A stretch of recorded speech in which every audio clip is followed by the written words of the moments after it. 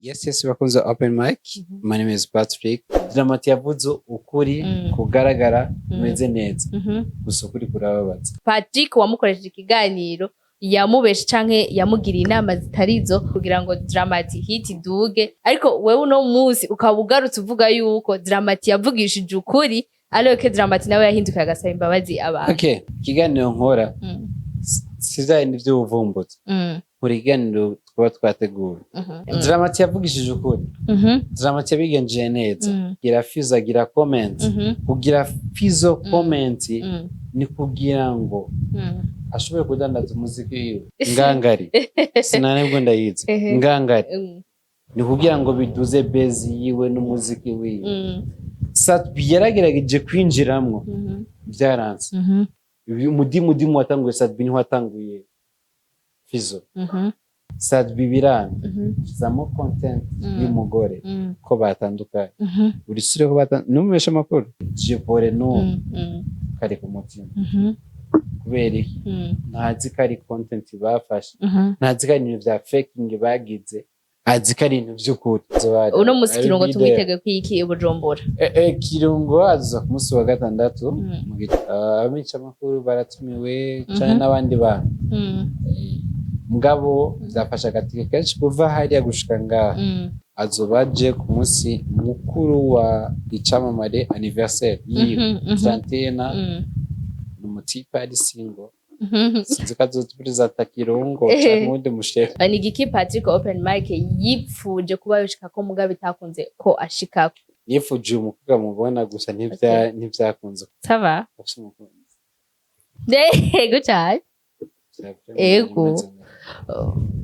Murabizi ivyo ikarambaza mwebwe murabizi arimo ama episode maze kugira.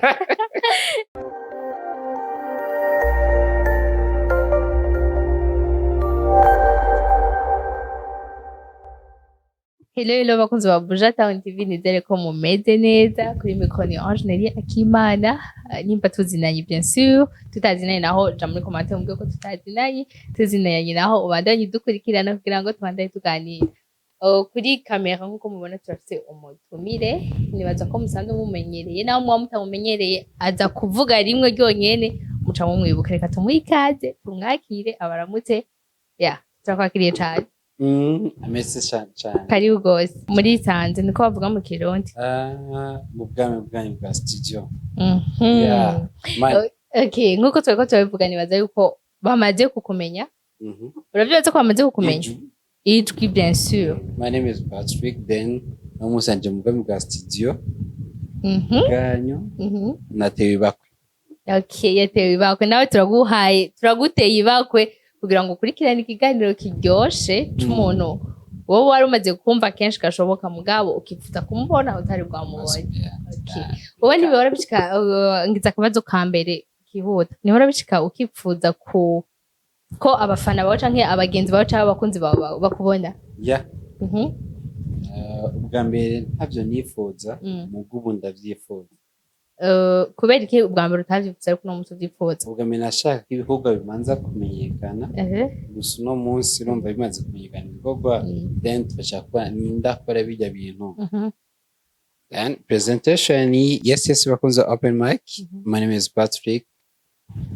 Turi kumwe urumva byaba bimeze uko, then abantu baba bifuza ati Patrick ninde, tubashaka kumubona muri comment igihe cyane. Okay, uvuze ngo wabanje washatse ko ibikorwa bibanza baba n'ibintu byinshi, bivuze ngo Patrick uko turiko turamubona canke abamuzi n'abatamuzi, abahora bamwumva n'abatari bwamwumve bagomba kumumenya uno munsi vyimbitse canke bifise inguvu zisumba uko vyahora. Okay, Patrick ninde mu buzima busanzwe?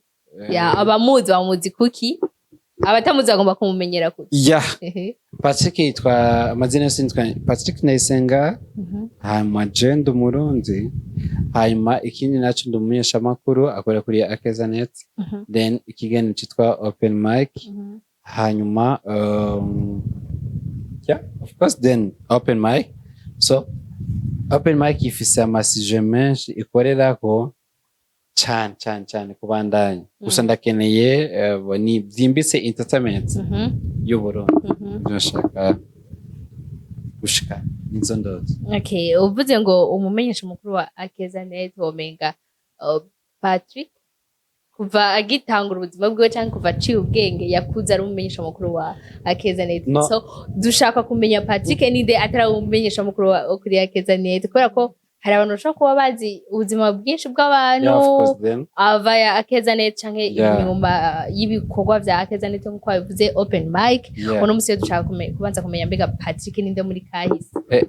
Patrick atarakindengagi atarakimutakivi okay arakindengagi of course then. So Patrick ni umwe nizi ibintu vya communication then mu Rwanda then maze kwiheza amanda garuka mu Burundi nkora kuri BTV mbwa sinigeze nkunda kugaragara kuri kamera kuko mubona nubu ntavyo mubona kwanza ngaragara kuri kamera simboneka kuri kamera mu Kirundi then nifuje yuko ndaja ku BTV ndakora cameraman réalisateur igene by'abakundana canke B news ga DJ Rafa canke Sports gusa uno munsi tuhari nk'abagaragara nk'abajournaliste twavyigiye kera gusa twiyumva ko ico kantu kubara kacu tu ari impani gusika.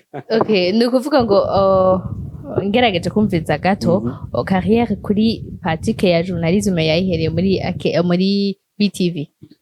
BTV ndi umurealisateur nkaba mu cameraman ariko nagiye kuvyinjizamwo cyane ngeze muri Akeza ni umujournaliste wa kera cyane niwe boss wanje randike mu gishaka niwe boss wanje niwe yabinyinjijemwo gushika ubu aho ndi then yarambwira ati journalism ugiye utangura imezuko ibibazo babajije bigendo ku nkaca nsanga n'ivyo nakoze ku ishure birahuye byose then carrière ya journalisme biranka kandi ubona ko bimeze bon. Okay, bimeze bien sada. Okay, hari gihe iyo umuntu akiri na cyane ko numvise ko ubizi ibintu bya communication nkuko communication nkuko bivuze ko tuvuge ko turi muri systeme francophone ka tuvuge igifaransa buke. Okay, nkuko bivuze hari gihe umuntu yakiri ku ishure akagira chance yo gukorera mu bintu yize. Hari ibintu aba yariyumvira ku ishure amaze kuja muri vie professionnelle agasanga biratandukanye canke birahuye n'ivyo yiyumvira. Ni giki Patrick yiyumvira akiri ku ishure muri communication yasanze atari ko kimeze muri vie professionnelle.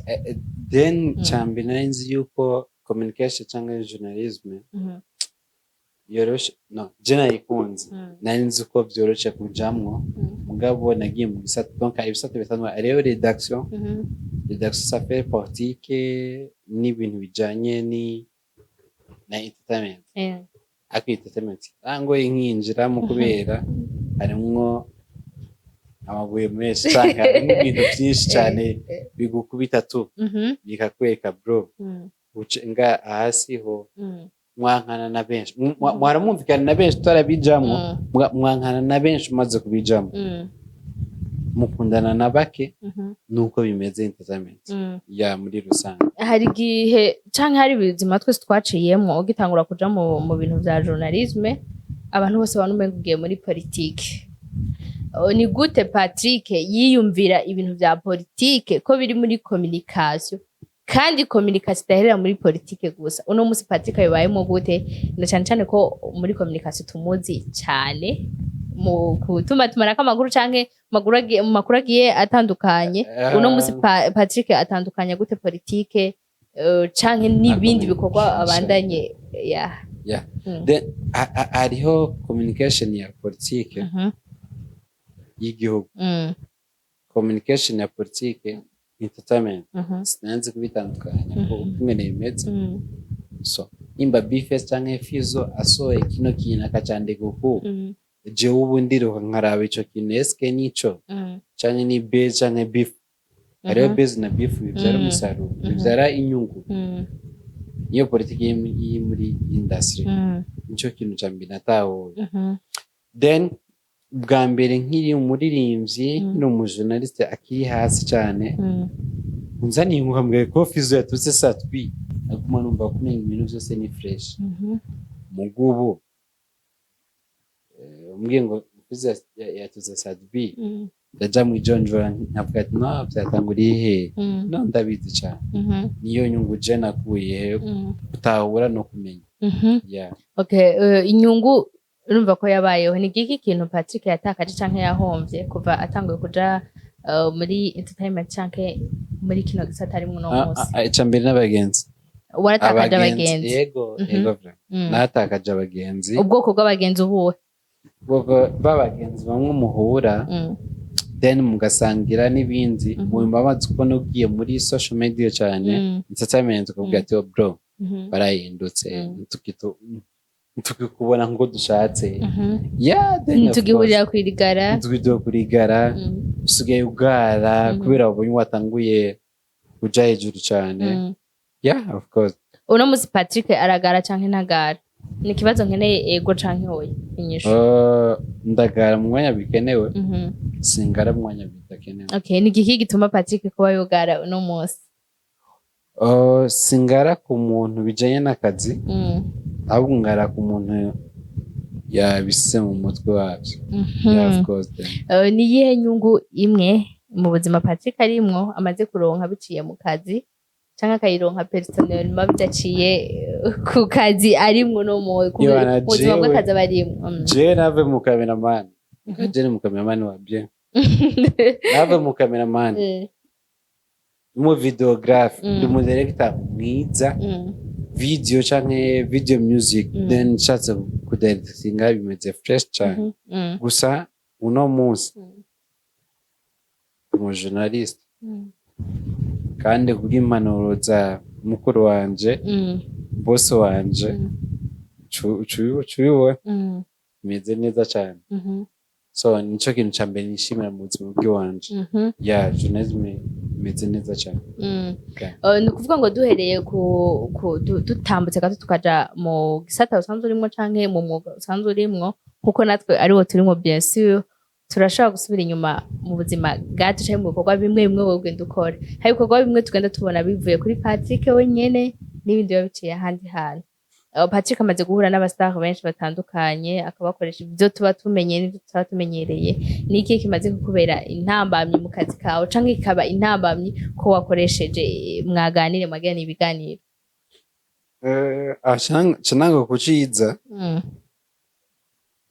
na ayent of twakoranye na Bwiza mu Rwanda yangendeye neza cyane kurusha the first time then tubona na Bwiza ça fait 5 heures arambye ati ndagiye mu Buganda je 5 heures ndagenda turakora ikintu 5 heures zo mu gitondo niwa mumenyesha makuru canke muri cyangwa kaza ashobora kubyuka 5 heures zo gukora iganiro ibyo ni ibintu byanezereye cyane kurusha ibindi Eva Music is the best artist byangendeye neza cyane kurusha kugira ngo dushobore kubaka iyindi ntambwe Eva Music ni bon sana so nari mvuye yari hakurya nshitse nga hari intambwe nyinshi kuco baromba naye mvuze ibyiza tu DJ Theo c'est bon DJ Ira arafite mukuru wiwe akora kuri muri Rwanda mugabo nga mu Burundi abarinzi bacu baboneka ariko bafite akaririmbo kandi ari akarimbo kaba katameze neza ukaca kumenyesha amakuru bakwiriye akagenza neza ku bwawe katagenze neza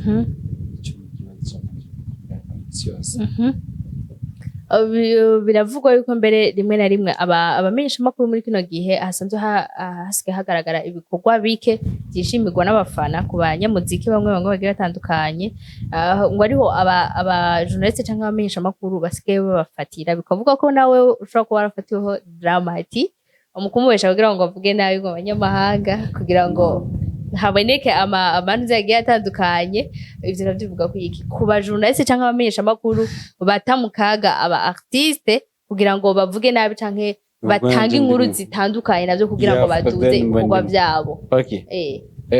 Umuririmbyi bamuhamagaye mu gukorana ikiganiro, of course then biba vyateguwe.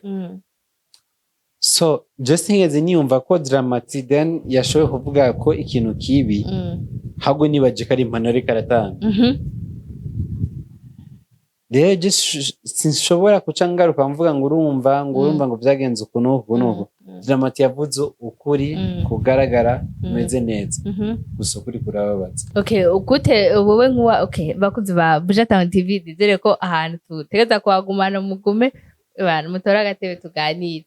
Ni gute Dramati ashaka kuvuga ikintu agasubira inyuma kandi akavuga ati mumbabare narihenze ururimi rwaranyereye vyagenze ukuntu bigaca bintira abafana bamwe bavuga ko ari Patrick wamukoresheje ikiganiro yamubeshe canke yamugiriye inama zitarizo kugira ngo atange inkuru zitandukanye kugira ngo Dramati hit duge bigenze ukundi kuntu gutandukanye, ariko wewe uno munsi ukaba ugarutse uvuga yuko Dramati yavugishije ukuri ariko ke Dramati nawe yahinduka agasaba imbabazi abantu.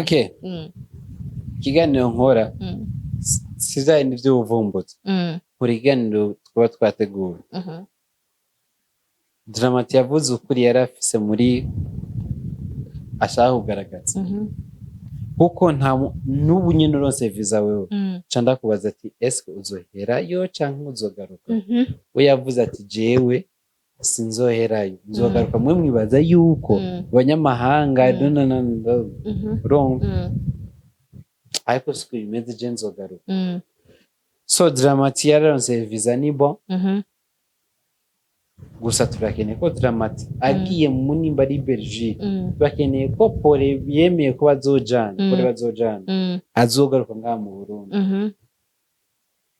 Ko mugiye gumayo vyitwe indi sura mbi kandi ugiye kuraba abafana bawe canke abafana b'ikiganiro ukora canke abafana ba Dramati canke abakunzi b'umuziki ndundi muri rusangi, ntibafashe ko Dramati yihenze, bafashe yuko ari nkawo munyamakuru wamugiriye inama zitarizo ku buryo bw'uko n'ubu uhindukira ukavuga uti Dramati yavugishije ukuri. Dramati nawe akavuga ati narihenze vyaristendanyira ku rurimi. Dramati yavugishije ukuri. Pole nawe akavuga ati ujya mu peti yavuze ukuri ameze ukuntu ku buryo bindukira entertainment yose canke industry musicale yacu yose ikavyakira ukundi kuntu. Mugabo no musi ari we watanguje ikintu canke twabonye inkuru shasha kuri we kuri Dramati akaba ari uhindukiye kopoza ivyo Dramati yavuze. Dramati yavugishije ukuri. Dramati yabigenje neza. Hanyuma gusa babitaye nabi. Mu nyuma niko vyaciye vyakira Fizo agira comment. Kugira Fizo comment ni kugira ngo ashobore kudandaza umuziki wiwe. Ngangari nimba ari ingangari sinanebwo ndayizi ingangari ni kugira ngo biduze base yiwe n'umuziki wiwe. Satbi yaragerageje kwinjiramwo byaranze. Umudimudimu watanguye Satbi niho watanguye Fizo. Fizo aravyakira biramufata. Mu nyuma abonye Satbi aravye akabona ati biranse reka mzure mudimudimu.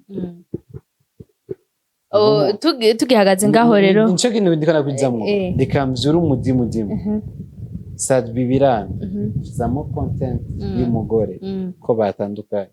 Urisure ko numesha makuru hagati y'ivyo bintu vyose, hagati ya Satbi, hagati ya very nice mu content kwikira bandanye.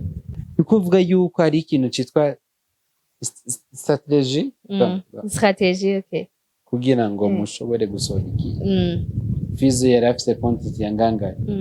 Satbi barafise indirimbo ishaka gusohoka.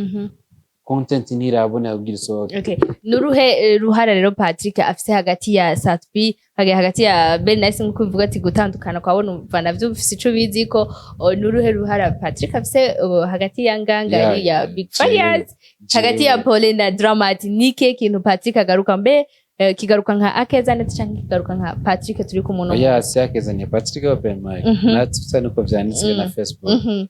Gusa jewe nk'umusesanguzi naje nga nk'umusesanguzi sanje Akeza nyene. Gusa ikintu gihari efko tubani ibintu tubana ubwenge cyane. Kandi content iba content yuko arashobora kubagize content atyoza DJ Pole no kari ku mutima kubera iki ntazi ko ari content bafashe ntazi ko ari ibintu vya faking bagize azi ko ari ibintu vy'ukuri ifoko tugira difference y'ivyo bintu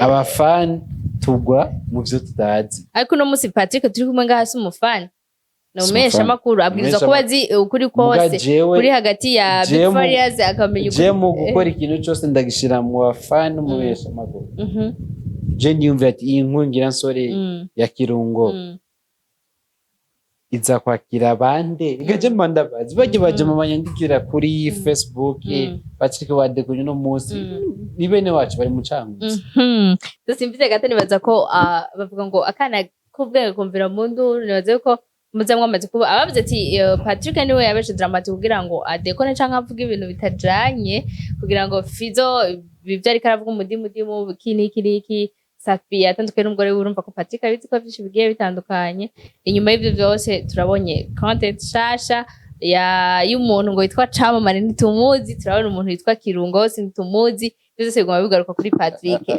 Camamare umusore mana afise nta sport azi gukora ntashobora no kuririmba gusa umutipe aravuga ati jewe mu Rwanda abantu mu Buganda jewe nshaka kwimenyekanisha nka Icamamare nokora iki byogenda gute kandi mvuga tumenye Icamamare kwanza niwe nyene yaje nyene muri Kirungo uno musi Kirungo abantu nabonye ko bamwiteze mwabimenyeshe ko muri anniversaire yiwe azoba hari uno musi Kirungo tumwitege kwiki Bujumbura Kirungo azoza ku musi wa gatandatu mu gitondo Kirungo azoza ku musi mwijoro ku musi wa gatandatu ntiyazoboneka abica makuru baratumiwe cyane n'abandi bantu mugabo zafasha agatike kenshi kuva hariya gushika ngaha gusa ikindi kintu twitega nuko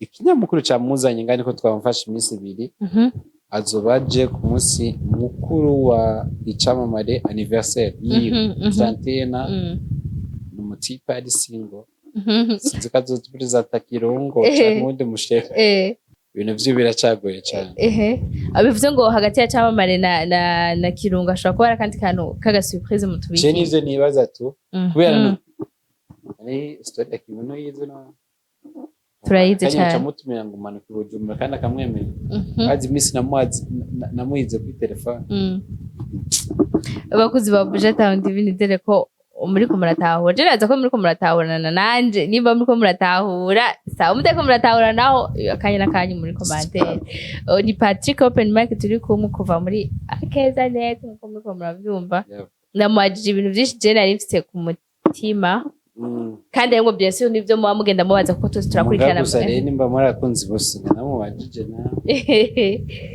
mbaza ni bon c'est bon ça va